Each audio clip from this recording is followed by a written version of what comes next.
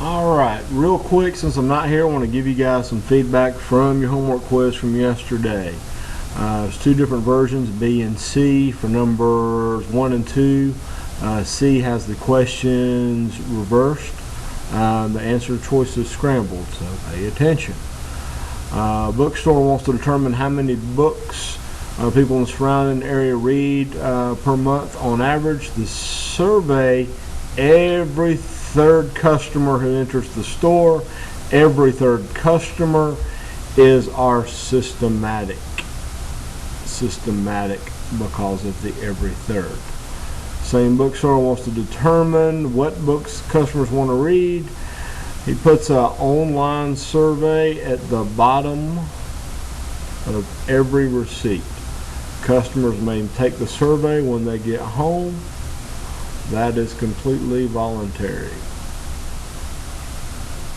Moving on. Professor wants to study the effects of teaching outdoors. Each individual in the student is given the same lecture per month, and the professor randomly puts the students in one group or another. So the professor's choosing which group. There is a control group who are lectured indoors. The experimental group gets the treatment, and they are lectured and tested outdoors. This meets the very definition of an experiment, where the groups are chosen for the people. There's a control group and an experimental group.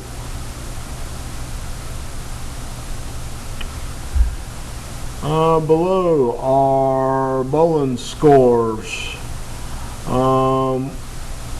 for 11 members of a women's bowling league in 2 rounds. Compare the rounds of bowling. Here we're talking about average and consistency. Averages, that is your mean score. Consistency, that has to do with the standard deviation. Put this into your calculator, into your data field, and you're going to look for the mean for the average, and the standard deviation is the consistency. If the standard deviation is low, it is consistent.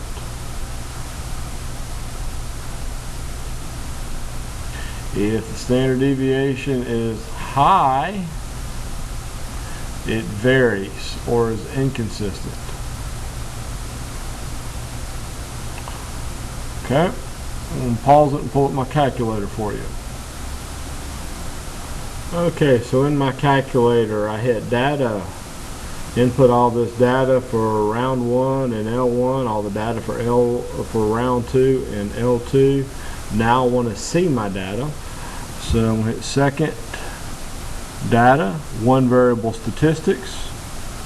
I want to look at one variable first, so make sure L1 is highlighted. Frequency of 1, arrow down to calculate, and there is my mean. So L1 has a mean of 88.5.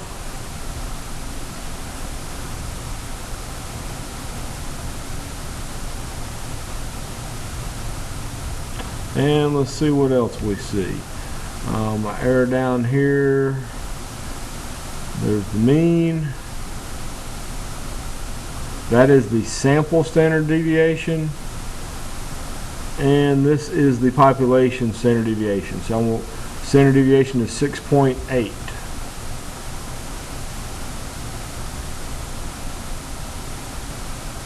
So that is for round 1.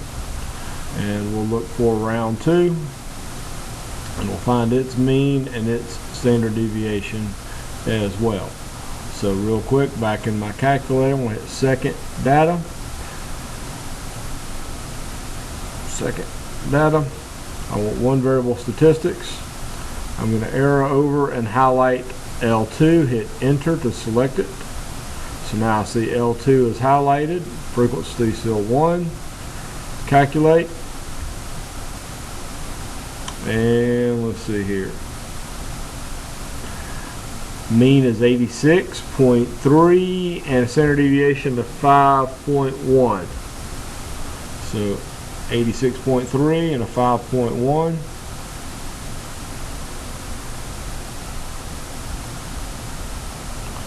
Alright, so now it's just a matter of reading through it. It says round 1 had a higher average.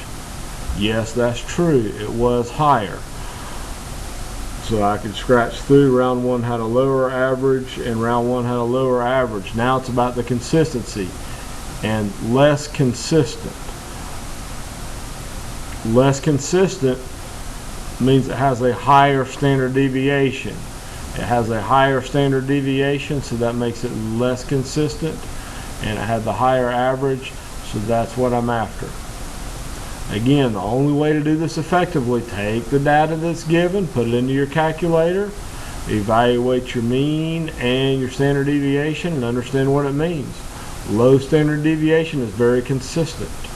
High standard deviation varies, it's more spread out. Number 5, same thing. A random sample of students was taken. Asked how many hours of TV they watched. Determine the mean and the standard deviation. Keyword here for the sample.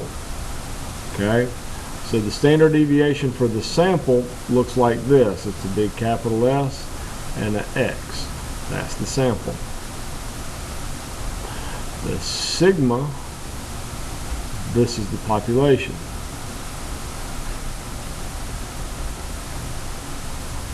Okay.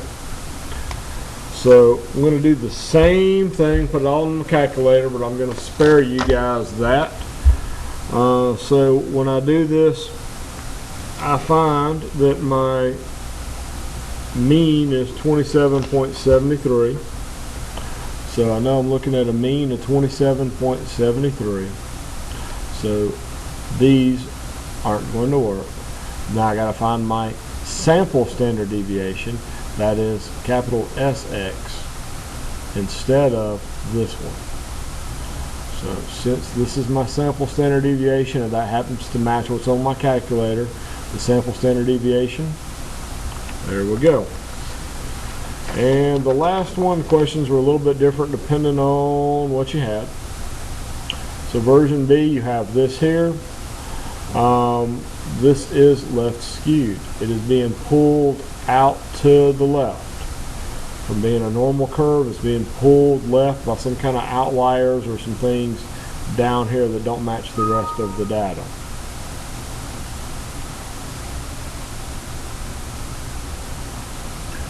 Okay, version C, this should have been easy. This is symmetrical. It is a normal distribution curve. It is symmetrical. When it's symmetrical, the mean equals the median. Up here, when it's left skewed, the mean, X bar, is going to be below the median. The median would be here somewhere. X bar would be down here somewhere. It would be pulled down. That's it. Good luck on your quiz. Watch your instructional videos and take your notes today, guys. I will be grading your online quiz, and I will start tomorrow's class as if you guys have all watched the videos and taken the notes. There's no reason not to. Good luck.